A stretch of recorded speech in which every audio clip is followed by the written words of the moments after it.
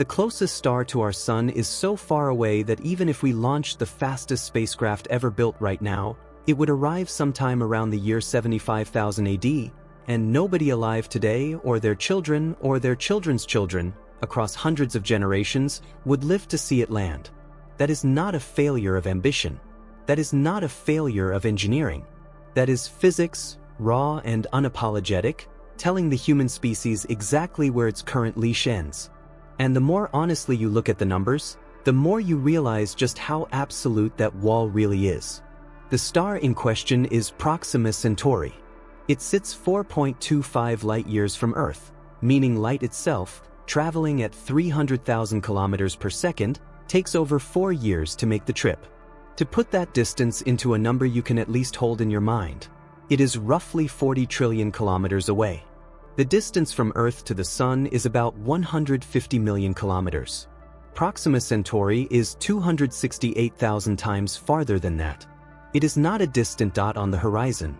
It is a different world entirely, separated from us by a void so immense that no human framework of distance, no analogy involving cars or planes or even our entire solar system, can really capture it. And this is the nearest one. Out of all the hundreds of billions of stars in the Milky Way, this faint red dwarf is the closest thing to a neighbor we have. Everything else is farther, much farther. Now let's talk about the fastest object humanity has ever built. In December 2024, NASA's Parker Solar Probe set a new record that still stands, becoming the fastest human-made object in history. During its closest approach to the Sun, it reached a speed of 692,000 kilometers per hour, or about 192 kilometers per second. That number sounds almost incomprehensible, and by the standards of anything on Earth, it absolutely is. At that speed, you could travel from New York to Tokyo in under a minute. It is genuinely extraordinary.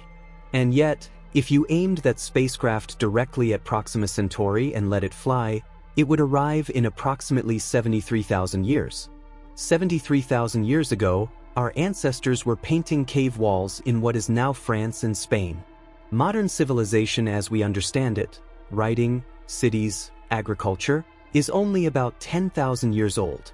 We are asking a spacecraft to cross a distance that would take 7 times the entire span of recorded human history to traverse, moving faster than anything we have ever created. And the Parker Solar Probe is not even heading in that direction. It is in orbit around the Sun. The Voyager probes, launched in 1977 and currently the most distant human-made objects ever sent into space, are actually heading outward into interstellar space, but they are traveling at about 17 kilometers per second. At that pace, Voyager 1 would take over 73,000 years to reach Proxima Centauri if it were pointed that way. In the nearly 5 decades since launch, across all the distance Voyager has covered, it has not even crossed 0.1% of the distance to the nearest star.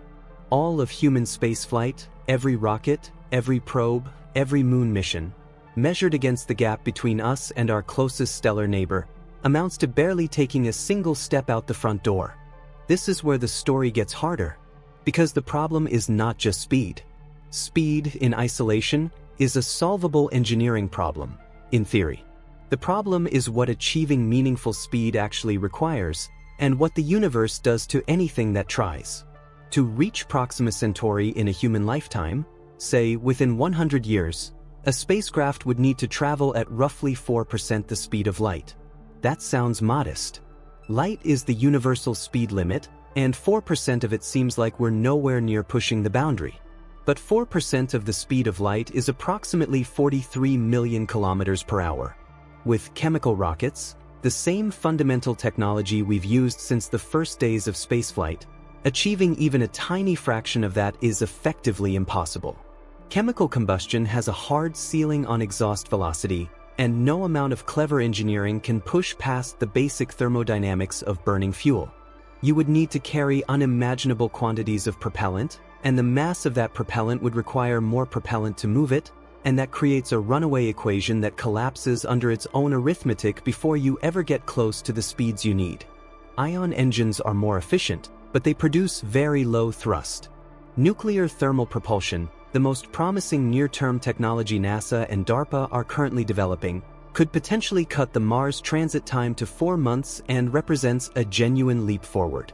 But even nuclear thermal rockets fall catastrophically short of interstellar speeds. They would reduce a Proxima Centauri journey from 73,000 years to perhaps a few thousand, still many times longer than all of recorded human history. The most serious idea anyone has ever proposed for genuinely bridging the interstellar gap is called Breakthrough Starshot, announced in 2016 and backed by late physicist Stephen Hawking. The concept is as elegant as it is audacious. Build an enormous ground-based array of lasers capable of generating 100 gigawatts of combined power and use that beam to accelerate a tiny spacecraft, weighing just a single gram, about as much as a paperclip, attached to an ultra-thin reflective sail. The laser pushes the sail the way wind pushes a sailboat, except the wind is light itself. The result, in theory, is acceleration to roughly 20% the speed of light within minutes of launch. At that velocity, a flyby of Proxima Centauri would take around 20 years. For the first time in human history, a concept existed where a probe could reach another star within a single human lifetime. But, in theory, is doing an enormous amount of work in that sentence. As a Scientific American investigation reported in 2025, Breakthrough Starshot has quietly run into walls that are not merely engineering challenges, they are physics challenges. The sail needs to be 4 meters wide but weigh only 1 gram. It must withstand acceleration forces 40,000 times the pull of Earth's gravity during launch. At 20% the speed of light, every grain of interstellar dust it collides with carries the impact energy of a bullet. The laser array required to push it would need optics roughly 3 kilometers in diameter. The signal sent back from Proxima Centauri, a whisper of laser light crossing 4 light-years of empty space, would need to be received by telescopes 30 meters or more in diameter. And crucially, the probe can't stop. It would streak through the Alpha Centauri system in hours, snapping what images it can before sailing on into the void forever. Even under the most optimistic scenario, this technology would take decades to develop and would send something the size of a chip, not a human being, not even a significant scientific instrument, on a one-way flyby. Sending a human being to Proxima Centauri is a problem of an entirely different order. A crewed ship cannot weigh a gram. It needs life support, food, water, radiation shielding, medical equipment, psychological support systems, and enough fuel to decelerate on arrival, because a crew flying past at 20% the speed of light would have about an hour to observe anything before they were gone. The mass requirements for a genuine crewed interstellar mission, with deceleration and a meaningful stay at the destination, are staggering. One serious academic calculation found that a multi-generational ship carrying a crew large enough to maintain genetic diversity across the 6,300-year journey that state-of-the-art propulsion would require, not 73,000 years, but the fastest practically conceivable option, would need a minimum of 98 people, reproducing across hundreds of generations, never setting foot on a planet, living and dying in a metal tube between the stars. Everyone who boards never arrives. Their great-great-great-grandchildren, many hundreds of generations removed, would be the ones to finally see the destination. The people who launch would be making a choice not for themselves but for a lineage they would never see complete.